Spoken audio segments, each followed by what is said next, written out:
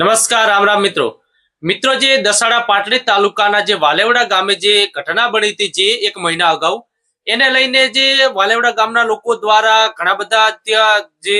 રજૂઆત કરવામાં આવી પોલીસ સ્ટેશનની અંદર ધરણા પણ કરવામાં આવ્યા તેમ છતાં એમને કોઈ ન્યાય મળ્યો નહીં. અંતે જે હમણાં જ જે દસાડા મુકામે જે ઠાકોર સેનાની જે ઠાકોર સમાજની જે એક બંધારણ સભા યોજાઈ હતી એની અંદર જે બનાસકાંઠાના સાંસદ ગેનીબેન ઠાકોર અને દક્ષિણના ધારાસભ્ય અલ્પેશસિંહ ઠાકોર પણ તેઓ આવે છે અને એ આવી અને જે આ વાલેવડા ગામની જે ઘટના બની હતી જે પીઆઈ અને જે પીઆઈ ઉપર જે આરોપ લાગ્યા હતા અને જે ગામ લોકો વચ્ચે ને પોલીસ વચ્ચે જે ઘર્ષણ થયું હતું એને લઈને જે ગામ લોકો માંગ કરી રહ્યા હતા તો એને લઈને અલ્પેશ ઠાકોર દ્વારા આકરા પ્રહાર કરવામાં આવ્યા અને ચોખ્ખી માંગ કરવામાં આવી કે પીઆઈ ની કોઈ પણ ભોગે બદલી થઈ જવી જોઈએ. તો આને લઈને આ ઘટનાને લઈને જે એના પછી જે પીએસઆઈ જે પીઆઈ હતા પીઆઈ ની બદલી પણ કરી દેવામાં આવે છે. તો મિત્રો આ ઘટના વિશે આપણે સમગ્ર વિસ્તૃતથી આ વિડીયોની અંદર જાણીશું. વિડીયોની અંદર અંત સુધી બન્યા રહેજો અને ચેનલની અંદર નવા આવ્યા હોય તો સૌ પ્રથમ ચેનલને સબસ્ક્રાઇબ કરી દેજો. આપણે આજે આ જાણીશું વાલેવડા ગામે હકીકત શું ઘટના બની હતી, શાના માટે સંઘર્ષ થયો હતો અને ગામ લોકોની શું માંગ હતી, પોલીસનું શું કહેવું હતું, એને લઈને સમગ્ર વિસ્તૃતથી જાણીશું. અલ્પેશ ઠાકોર ને ગેનીબેને પણ આને લઈને શું કહ્યું એને લઈને આપણે આ વિડીયોની અંદર સંપૂર્ણ વિગતથી જાણીશું. તો મિત્રો જે આ વાલેવડા ગામ છે એ ગામ આમાં જે પહેલા દસાડા તાલુકો હતો એ તાલુકાનો હવે જે તાલુકા મથક છે બદલીને પાટડી મુકામે લઈ જવામાં આવી છે. મતલબ કે જે દસાડા તાલુકો હતો એની જગ્યાએ હવે પાટડી તાલુકો છે, પણ પોલીસ સ્ટેશન હજી ત્યાં દસાડા જે વિસ્તાર છે દસાડા પોલીસ સ્ટેશન ત્યાં આવેલું છે અને એ પોલીસ સ્ટેશન વિસ્તારની અંદર જે વાલેવડા ગામ આવેલું છે વાલેવડા ગામની અંદર જે દારૂ ખૂબ પ્રમાણમાં વેચાઈ રહ્યો હતો એવું ગામ લોકો કહી રહ્યા હતા અને ગામ લોકો એવું કહી રહ્યા હતા કે અમારે ત્યાં દારૂ ખૂબ મોટા પ્રમાણમાં વેચાઈ રહ્યો છે. એને લઈને ગામ લોકો વારંવાર પોલીસ સ્ટેશન રજૂઆત કરે છે અને પોલીસને રજૂઆત કરી અને જે બુટલેગરો છે બુટલેગરો સામે કાર્યવાહી કરવા માટે માંગ કરે છે. પણ બુટલેગરો જોડે કાર્યવાહી જે બુટલેગરો સાથે જે બુટલેગરો ધંધો કરી એમના જોડે જે કાર્યવાહી કરવાની હોય છે ત્યારે જે પોલીસ બે ત્રણ રજૂઆત બાદ જે ગામની અંદર આવે છે અને ગામની અંદર આવે છે ત્યારે અલ્પેશ ઠાકોરે પણ એવું કીધું કે કોઈ પણ લોકો પોલીસ હોય એમને પણ અમુક લોકો મળતી હોય છે, એટલે અમુક લોકો પહેલેથી જાણ કરી દેતા હોય છે ત્યાં કે અમે ત્યાં આવવાના છીએ એટલે તમે બધું સગે વગે કરી નાખો. મિત્રો પછી જે પોલીસ રજૂઆત કર્યા બાદ જે વાલેવડા ગામે આવે છે અને વાલેવડા ગામે પોલીસ આવ્યા પછી જે બુટલેગર જે દારૂના જે બાતમી મળી હતી જે એમને બાતમી આપવામાં આવી હતી ને જે બુટલેગર હોય છે દારૂ પાડતો હોય છે ત્યાં જાય છે પણ પોલીસને કશું મળતું નથી. પણ ત્યાંથી પોલીસને દારૂખાનું હોય કે દારૂ પાડવાની સામગ્રી કોઈ મળતી નથી, કેમ કે એ પહેલાથી સગે વગે કરી દેવામાં આવી હતી. એના પછી એમને ત્યાંથી બે પીધેલા વ્યક્તિ મળે છે, જે દારૂ પીધેલા બે વ્યક્તિ મળે છે અને બે વ્યક્તિ જે મળે છે એને પોલીસ જે પોલીસ સ્ટેશન લઈ જવાની જે કાર્યવાહી કરે છે. એના પછી શું થાય છે કે એના પછી ગામ લોકો ભેગા થઈ જાય છે અને ગામ લોકો ભેગા થઈને પોલીસને રજૂઆત કરે છે કે તમે જે બુટલેગર છે જે દારૂ પાડે છે લોકો જે પાડી રહ્યા છે એમના વિરુદ્ધ કાર્યવાહી કરવાના બદલે તમે પીધેલા વ્યક્તિઓ જોડે કાર્યવાહી કરો છો, પણ ખરેખર જે લોકો દારૂ પાડી રહ્યા છે અને જે બુટલેગર છે એમના વિરુદ્ધ કાર્યવાહી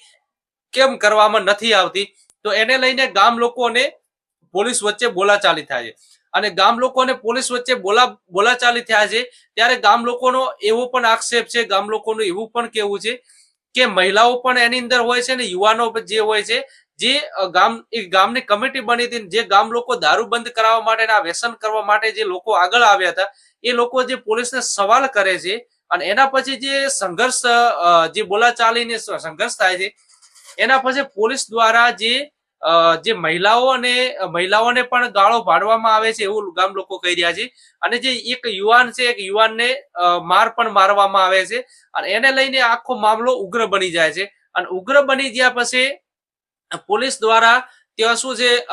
બંદૂક પણ બતાવવામાં આવે છે અને હવાઈ ફાયર પણ કરવામાં આવે છે. તો એને લઈને પછી ગામ લોકોની અંદર એક ડરનો માહોલ ઉભો થાય છે અને આ આખી પરિસ્થિતિ વણસી જાય છે અને પરિસ્થિતિ આખી વણસ્યા પછી જે પોલીસ છે ત્યાંથી જતી રહે છે અને પોલીસનું એવું કહેવું છે કે અમે અમારા બચાવ માટે કે ટોળાને કાબુ લેવા માટે અમે હથિયારને ઉપયોગ કર્યો છે, જે બંદૂક બતાવીને લોકોને ડરાવવાની કોશિશ થઈ છે એ અમારા જે ટોળાને વિખરવા માટે અમારા બચાવ માટે જે અમે કામગીરી કરી છે. એના પછી ઘણા બધા મિત્રો સવાલો ઉભા થાય છે કે જે સવાલો ઉભા થાય છે જે પોલીસે જે કામગીરી કરવાની હોય છે એની જગ્યાએ એ કામગીરી કરતી નથી. એટલે ગામ લોકો સવાલો કરે છે અને એના પછી ગામ લોકો જે દસાડા પોલીસ સ્ટેશન છે એ દસાડા પોલીસ સ્ટેશનની અંદર ધરણા ઉપર પણ બેસી જાય છે અને ત્યાં જઈને ખૂબ ઉગ્ર રજૂઆતો કરે છે. અને એના પછી જે પીઆઈ દ્વારા જે ઉપાધ્યાય પીઆઈ હતા એમને દ્વારા જે બંદૂક બતાવવામાં આવી અને જે લોકોને ડરાવવામાં આવ્યા અને લોકો જોડે જે વ્યવહાર કરવામાં આવ્યો એને લઈને ગામ લોકો પછી એમની બદલી કરવાની જે માંગ કરી રહ્યા હતા કે એમની તાત્કાલિક બદલી કરવામાં આવે. તો ગામ લોકો ધરણા ત્યાં કરે છે અને ઘણા ટાઈમથી જે બદલી કરવા માટે ગામ લોકો ત્યાં રજૂઆતો પણ કરતા હતા, પણ એના પછી કોઈ એનો પ્રશ્નનું સોલ્યુશન થતું નથી. અને એના પછી જે અલ્પેશ ઠાકોરને પણ જાણ કરવામાં આવે છે, જે દક્ષિણના ધારાસભ્ય છે, અને એમના દ્વારા પણ એમને જાણ કરવામાં આવે છે અને એમને એક સોશિયલ મીડિયાની અંદર વિડીયો મૂકીને કીધું હતું કે હું આની અંદર જે આ ગામની અંદર જે આ બનાવ બન્યો છે એને લઈને હું ત્યાં આવું છું. એના પછી ઠાકોર સમાજની જે બંધારણ સભા યોજાય છે જે દસાડા મુકામે, એ ટાઈમે અલ્પેશ ઠાકોર ત્યાં આવીને જે પીઆઈ દ્વારા જે આ વર્તન કરવામાં આવ્યું છે અને જે ગામ લોકોની અંદર આ પ્રકારનો જે રોષ ફેલાયો હતો એને લઈને એમને સ્પષ્ટ ચેતવણી આપે છે અને આ પ્રકારની કોઈ પણ પોલીસ જે કામગીરી કરે છે એ યોગ્ય નથી. અને એમને જ્ઞાનીબેન સાંસદ, જે બનાસકાંઠાના સાંસદ જ્ઞાનીબેન ઠાકોર પણ ત્યાં આવ્યા હતા અને એમને પણ પીઆઈ ની બદલી કરવાની માંગ કરી હતી. એના પછી અલ્પેશ ઠાકોરે પણ પીઆઈ ની બદલી કરવાની માંગ કરી અને માંગ કર્યા પછી જયારે મીડિયા દ્વારા એમને સવાલ પૂછવામાં આવે છે કે બદલી થશે કે ન થાય, ત્યારે એમને સ્પષ્ટ કીધું હતું કે કોઈ પણ ભોગે બદલી તો થશે, કેમ કે આ પ્રકારના કોઈ પણ અધિકારી આમ જનતા સાથે જે વ્યવહાર કરે છે એમને બદલી ચોક્કસ થવી જોઈએ. અને આમ જનતા જે લોકો સ્વેચ્છાએ દારૂબંધી માટે આગળ આવ્યા હોય અને લોકો રજૂઆત કરતા હોય તેમ છતાં એનો યોગ્ય નિકાલ ના આવે, બુટલેગરો વિરુદ્ધ કાર્યવાહી ન થાય તો એમની બદલી 100% થવી જોઈએ. અને એના પછી બીજા દિવસે તાત્કાલિક સાયલા મુકામે જે પીઆઈ હતા ઉપાધ્યાય એમની બદલી કરી દેવામાં આવે છે. અને બદલી કરી દેવામાં આવ્યા પછી હવે જે આ ગામ લોકોની માંગ હતી એ એક માંગ પૂરી થાય છે, કેમ કે ત્યાંના પોલીસ જે દારૂબંધી વિશે જે કામગીરી કરવાની હોય છે એ કામગીરી ગામ લોકોને એવું કહેવું હતું કે એ કામગીરી એ પ્રકારની કરી રહ્યા નતા અને ક્યાંક ને ક્યાંક એની અંદર બુટલેગરોને છાવરી રહ્યા હતા. તો એને લઈને આ જે આખી ઘટના બની છે એના પછી પીઆઈ ની બદલી કરવામાં આવી છે. પણ ખરેખર મિત્રો આપણે આમ જોવા જઈએ તો હાલ ગુજરાતની અંદર ઘણા બધા ગામડાની અંદર ગામ લોકો જાતે સ્વેચ્છાએ દારૂ અને ડ્રગ્સ જેવા દૂષણોને તિલાંજલિ આપવા માટે, નાબૂદ કરવા માટે આગળ આવી રહ્યા છે. જે રાધનપુરના પણ જે તાલુકાની અંદર જે હમણાં રાધનપુરના ધારાસભ્ય લવંગજી ઠાકોરે પણ પોલીસ સ્ટેશનની અંદર રજૂઆત કરી હતી. ભાભરની અંદર પણ જ્ઞાનીબેન ઠાકોરે જે ગામ લોકો સાથે મળીને રજૂઆત કરી હતી કે પોલીસ કોઈ પણ જાતના હપ્તા લીધા વગર જે આ દારૂ અને ડ્રગ્સ જેવા દૂષણો છે એની વિરુદ્ધ સખત કાર્યવાહી કરે અને એને સંપૂર્ણ પ્રકારનો જે ગુજરાતમાં જેવી રીતે દારૂબંધી છે એવી રીતે ગુજરાતની અંદર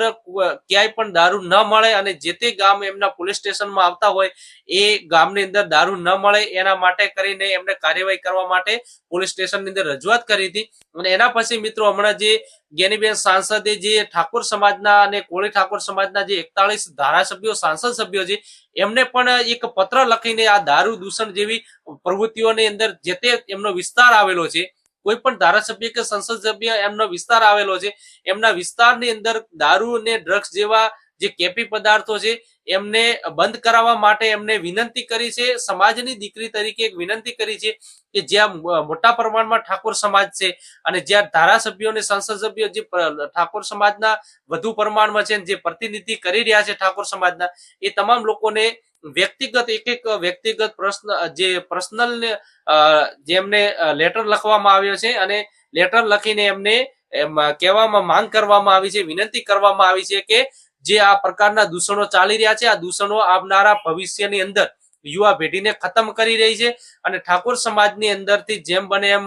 ઝડપી જે તમામ પ્રકારના દૂષણો છે દૂષણો દૂર થાય એના માટે સૌ સાથે મળીને પ્રયત્ન કરવા જોઈએ. તો મિત્રો આની અંદર આ વિડીયોની અંદર તમારું શું માનવું છે? જે પોલીસ દ્વારા જે